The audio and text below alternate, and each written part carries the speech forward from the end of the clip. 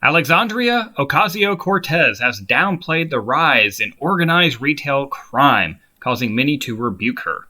That is our topic today on the Sovereign States.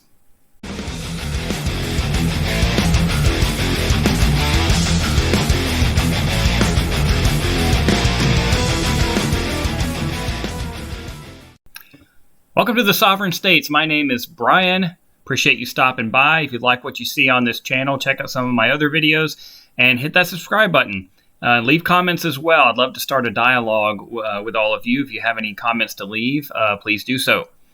So today, we're going to be talking about AOC, that beacon of wisdom in the United States Congress. So according to many sources, and we've all seen this in the news, violent crime is rising in the U.S. There could be a lot of different reasons for that. That's not really what we're going to be concerning ourselves with today. Along with the rise in violent crime, we're also seeing in some areas a spike in what appears to be organized retail crime. These smash and grab jobs where upwards of sometimes 80 to 100 people will start running into a Nordstrom, smash everything in sight, while retail workers sit there helpless because they can't really do anything, and make off with all sorts of high-end merchandise.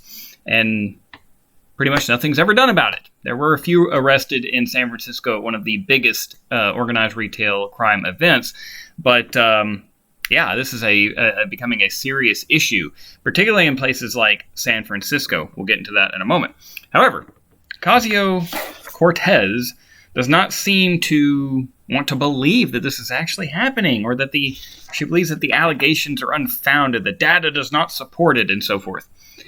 Well, the video evidence basically speaks for itself. The media coverage of this also speaks for itself, and the responses from the retailers also says quite a lot. But let's read. This is actually from Daily Wire.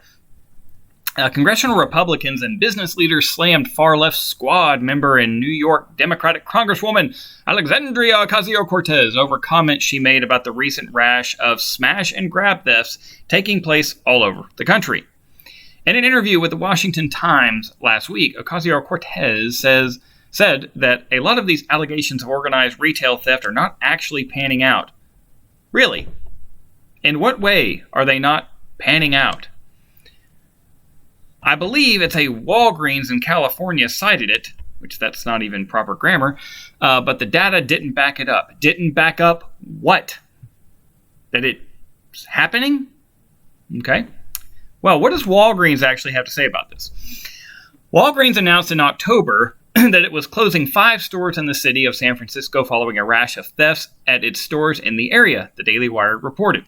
Now, this is old news. We all knew this was going on. It's probably going to be happening at other retailers as well. This happened months ago. 5 stores to be exact. So it's not just organized retail crime either. I don't think all of these retail crimes are this organized conspiracy or anything like that. Many of them are, but sometimes it's just somebody walking in off the street with a garbage bag, for instance, like the guy on the bike, shoveling a bunch of stuff into that bag and just walking out, and nobody seems to care. That's a big problem. So, as I was saying, Walgreens said, due to ongoing organized retail crime, we have made the difficult decision to close 5 stores across San Francisco. Organized retail crime continues to be a challenge facing retailers across San Francisco, and we are not immune to that, said Walgreens spokesman Phil Caruso. Retail theft across our San Francisco stores has continued to increase in the past few months to 5 times our chain average. 5 times. 5 times. Now, these retailers, they know that they're going to have to deal with shoplifting.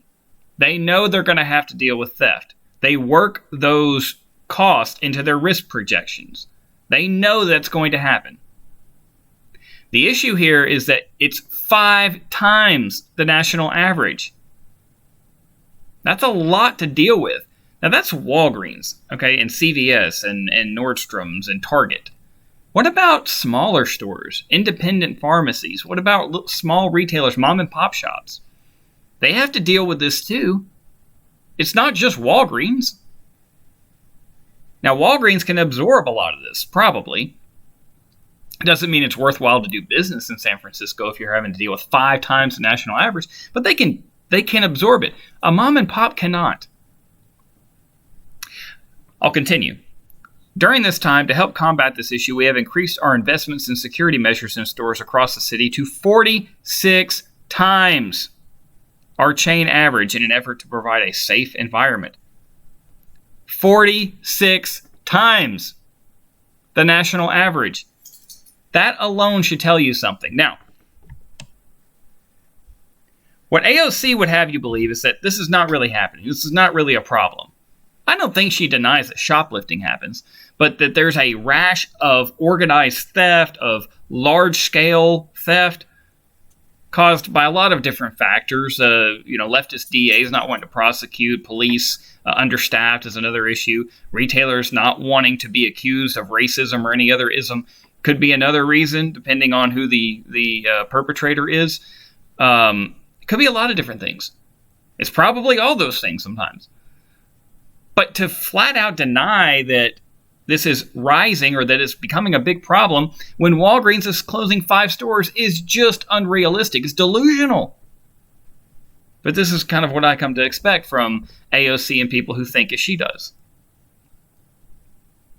So Illinois Republican Congressman Rodney Davis said, "I don't know what data she is talking about, but you don't really need much data from some place like San Francisco or California." Now, I don't know what some Republican from Illinois, why he's commenting on this, but he's not wrong. I'm sure it's happening in Chicago, too. Now, here's a California Republican, Darrell Issa. "It's important that people use appropriate words when something is clearly happening. Law enforcement may have to say alleged, but no one has to be convicted. Because no one has been convicted. But I think people who know better should use more appropriate words." But she's not known for appropriate words. That was a good one. Now, how about the Retail Industry Leaders Association? Now, I know they have a vested interest here, but let's just hear what they have to say. "Respectfully, the Congresswoman has no idea what she is talking about." You think so? And this is my biggest problem.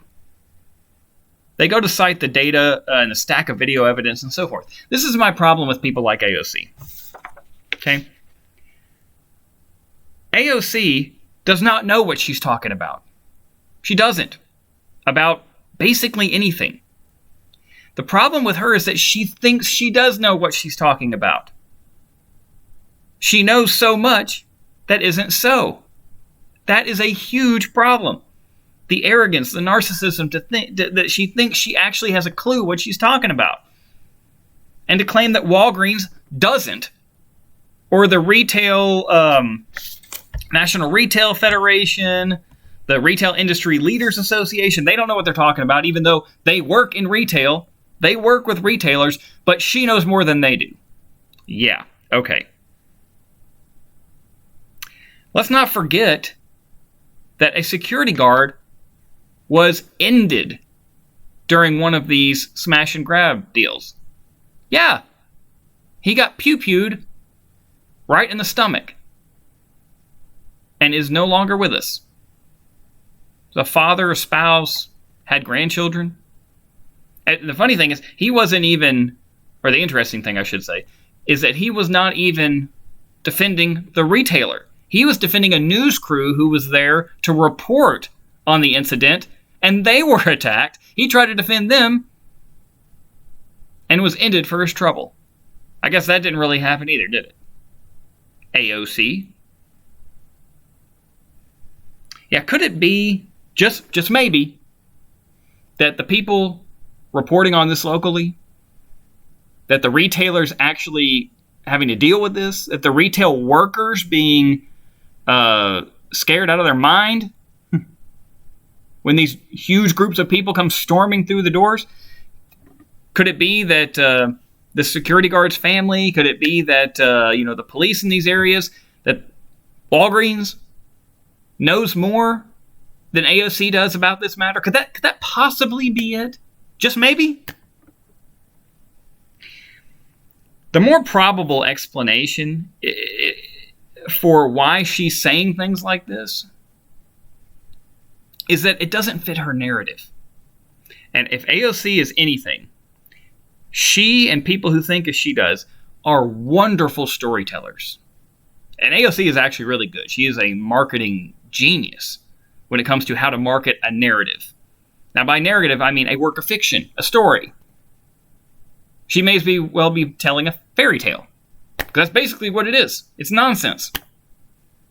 But it makes for a great story, and she knows it. So she tells it, and she tells it really well. The point being is that you gaslight people into thinking that either they start questioning the reality they see right in front of them and start wondering if your delusion, AOC, is actually really true. Don't buy into that stuff. They all do it. And they do it because it's politically advantageous to them, or it helps them in their quest for power over every aspect of human life. The critical theorists do this all the time. Well, she kind of is a critical theorist, I guess. Doesn't have to be true. That's not the point. It just needs to be compelling enough to where people will buy into the narrative, the story. And that gives people like AOC more power, more control, which is what they're really after to begin with. Another possible reason is that someone like AOC just doesn't care because her ideology tells her not to care. That's another possibility. Again, and maybe even a probability, but I don't know, but it's very probable given her ideology. Now, people like AOC and the critical theorist and the ideologues and so forth, they love to wrap themselves in virtue. They love to wrap themselves in this air of nobility and goodness and decency and make everybody who doesn't think as they do out to be the devil. Well, the problem, of course, is that AOC is not virtuous. She's not noble. She's not good. She's not decent. At least not more than anybody else. She thinks she is, and she likes everyone to see her pretending to be. And that's really what's important to her, is everybody sees her. She's a great actress. She's great at forming narratives. She's great at marketing those narratives. But the ideology would say that, well, these people who are doing these smash and grab deals, well, they're probably poor or more on the lower income scale. So therefore, they're oppressed. Perhaps some of them may have, the skin pigmentation of the oppressed. Or perhaps they're LGBTQ, so therefore they're oppressed. And the oppression, the critical theorists see in everything, can explain away and excuse any kind of bad deed. Anything. See in the defense of looting, for example. The Walgreens and the Targets of the world, and the people that speak for them and run them, and even the retail workers that work there, they're part of the cis-normative, patriarchal, capitalist system of whiteness that oppresses everyone that the critical theorists can use to gain power. The critical theorists don't really care about these people. Not really. They care about power. These are the same people that believe the only truth is power. But these are people that they can use in order to get it. It's just like Marxist conflict theory. This is Marxist conflict theory, played out in all these different domains of, the human experience. You have oppressed and oppressors. And the whole role of Marxism is to get the oppressed thinking they're oppressed and to band together and unify to fight off the supposed oppressors. Well, CVS and Walgreens and Target, well, they're all the oppressors, or part of the oppressors, or the system of oppression. So therefore, it's okay to knock over a CVS. Now, just for the record, I know I mentioned in defense, this is not looting, okay? Looting is different. Looting is taking advantage of an emergency situation or a dangerous situation or so forth to enrich oneself at the expense of somebody else. That's looting. Okay, this is not looting. This is organized retail theft, or just retail theft in general. So, what are we to make of all this? How about this, AOC? Stealing is bad. Full stop. Stealing is bad. You hear that, critical theorist? You hear that, anti-racist? You hear that, squad? Stealing is bad.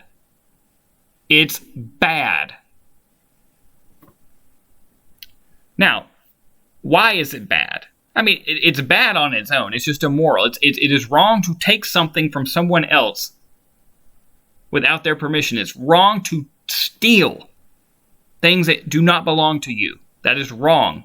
That is taking the value of someone else's labor, the value of someone else's time upon this planet that they spent being productive so they could afford to get that whatever it is that you're stealing from them. You're taking their time upon this earth from them. That's wrong. You don't have a claim on their time, on their productivity, on their effort. You do not have a claim on that. I don't care what your situation is. But there are other negative effects besides that. Okay, so Walgreens has already closed 5 stores in San Francisco alone. What if they leave altogether? What if they say the risk of doing business here is just too high? We're getting out. We quit. What are the people that live there supposed to do? What if CVS goes and jumps ship too, and then Target? Where are they supposed to go for their medication? Where are they supposed to go for their retail goods? Where are they supposed to go to get laundry detergent?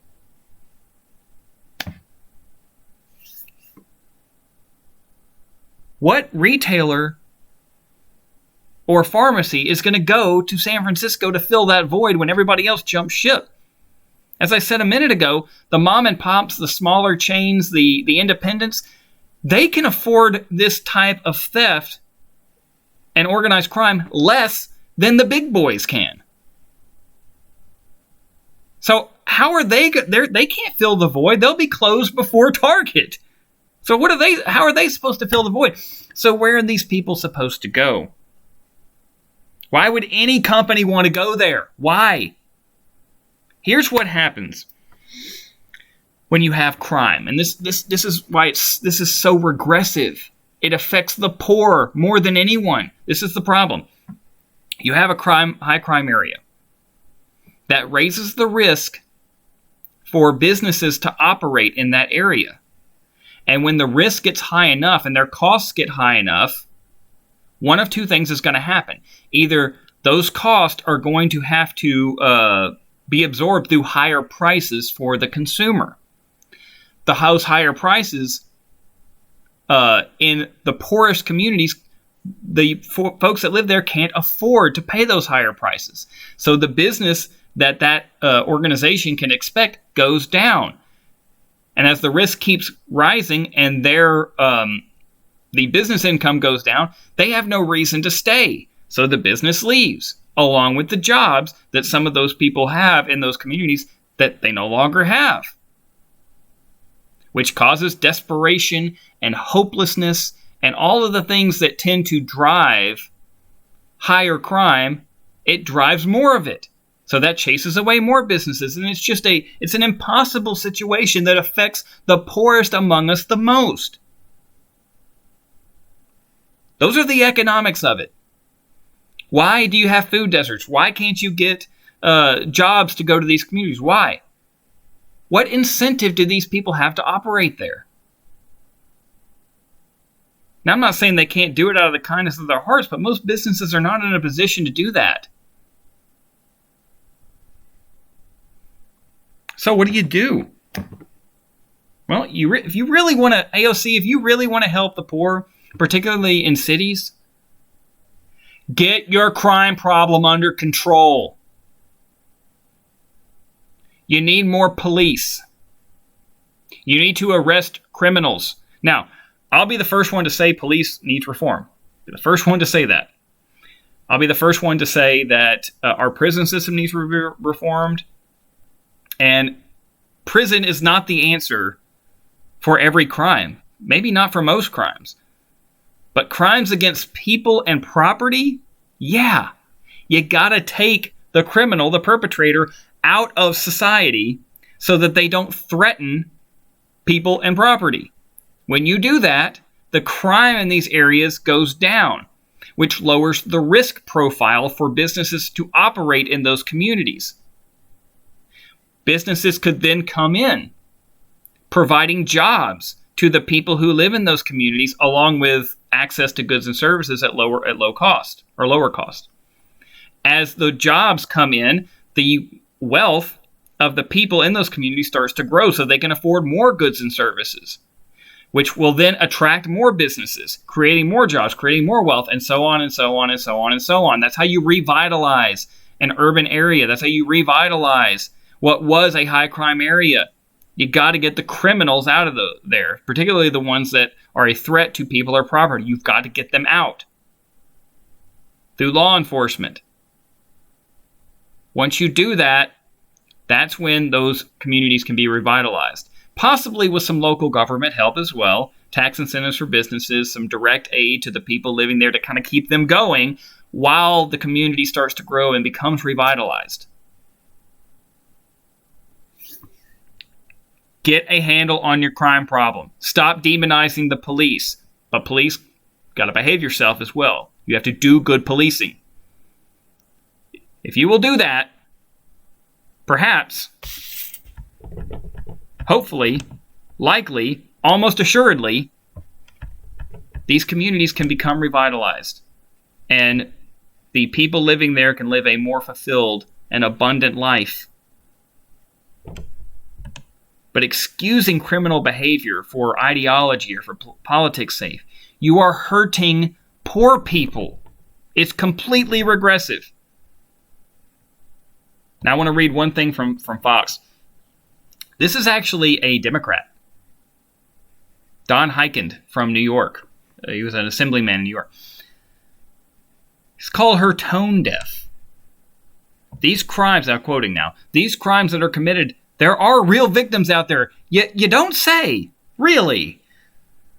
The bail reform that she supports where criminals walk out before the police officer finishes the paperwork, it's ridiculous, causing new victims out there. It is really out of control. Now, he's trying to connect other things. I don't like necessarily doing that. I like treating these issues separately. But it's her overall rhetoric. She seems to value the criminal element of this country more than she does the victims of crime. Now, I'm not saying you can't care about